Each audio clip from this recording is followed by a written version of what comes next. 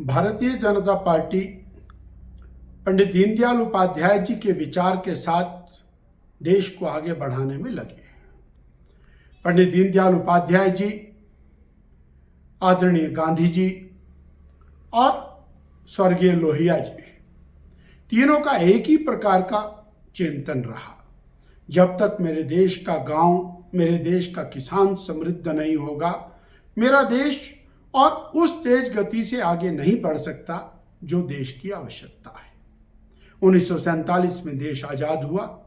देश को ग्रामीण विकास और किसान विकास की तरफ आगे बढ़ना चाहिए था, परंतु ऐसा नहीं हुआ, जिसके कारण पहली बार हमारे देश को दुनिया से अनाज मंगाना पड़ा। अमेरिका से गेहूं आई।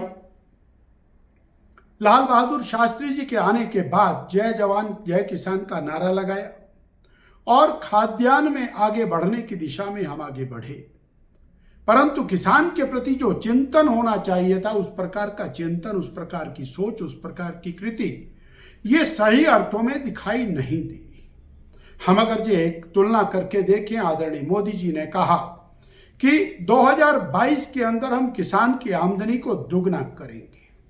उस दिशा के अंदर उन्होंने कार्य करना शुरू किया।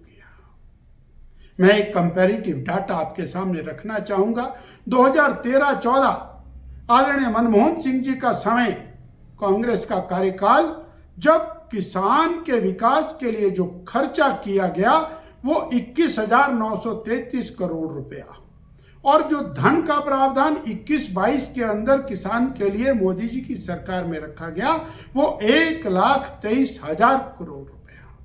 यानी किसान के विकास के प्रति चिंता, प्रधानमंत्री कृषि सिंचाई योजना के माध्यम से और सिंचाई का दायरा बढ़ाते हुए किसान को समृद्ध करना, प्रधानमंत्री फसल बीमा योजना, अनेक फसल बीमा योजनाएं चली, परंतु जब पौधा बाहर आ जाता है, फसल पैदा हो जाती है, उस तक सीमित वो योजना रही।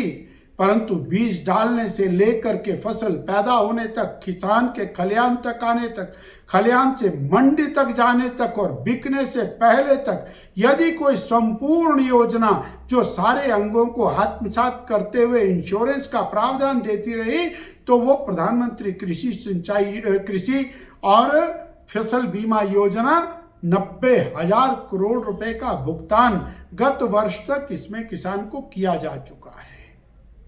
किसान सम्मान निधि आज तक कभी नहीं हुआ कि 11 करोड़ किसानों को, 11 करोड़ 30 लाख किसानों को 6,000 रुपये प्रतिवर्ष उनके खाते में डायरेक्ट बेनिफिट ट्रांसपोर्ट के माध्यम से 1,35,000 करोड़ रुपए का लाभ आज तक किसान को डायरेक्ट दिया गया। अर्थात किसान किसी संकट की घड़ी में बीज ले सकता है, खाद ले सकता है।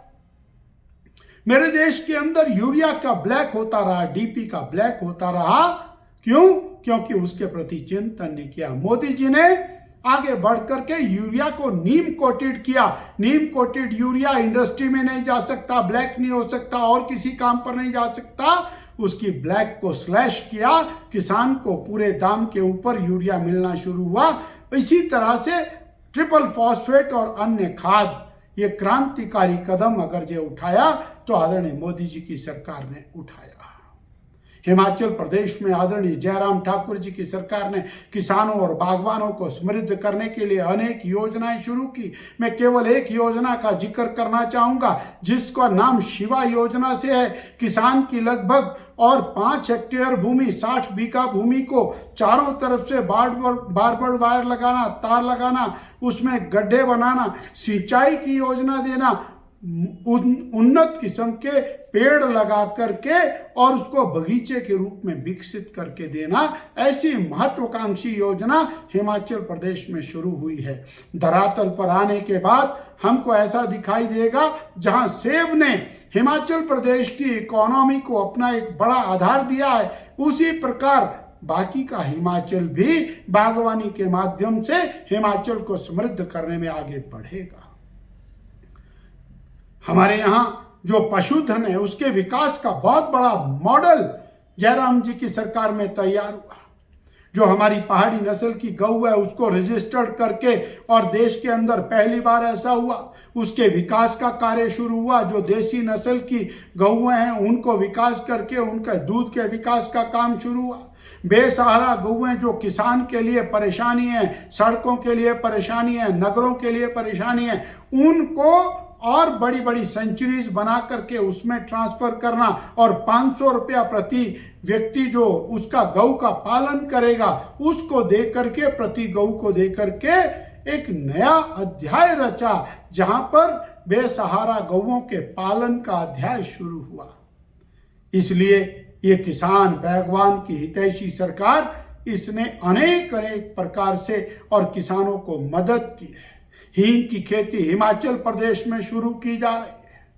किसान को समृद्ध करने के लिए अनेक योजनाएं चला करके, और 2022 तक उसकी आमदनी को और डबल करने का जो लक्ष्य रखा है, उस दिशा में मेरा देश आगे बढ़ा है।